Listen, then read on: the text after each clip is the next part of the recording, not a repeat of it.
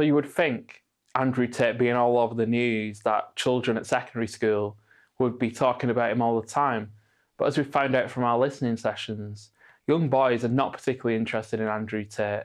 I've had a young lad say he's smoking cigars, drinking whiskey in his bunker. That's what my granddad loves. I've also had young boys say it's actually interesting. We're not interested in him, but adults are. And that's like a great deception that he's playing.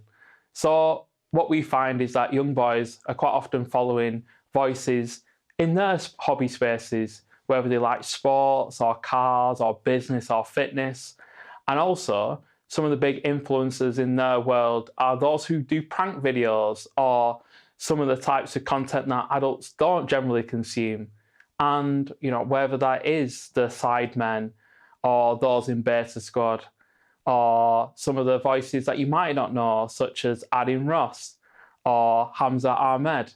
These are the influencers that young people are following, and whether their advice on the surface looks quite palatable, quite interesting, quite good for boys' personal development, quite often behind the scenes in the communities that they run, the content can potentially be quite misogynistic, quite objectifying, and actually sometimes quite challenging for young people to understand just how damaging it might be, and there would be consequences if they behave that way out in the real world.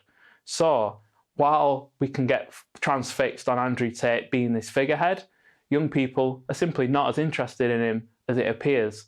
And what's really important is that we get to know who our young people are following, why they're following them, and actually consider that what we talk about as adults, young children, they're just living in a different content bubble and living in different algorithms in a different world. Let's get curious about them rather than continually talking about one individual who, for many young people, just isn't relevant anymore.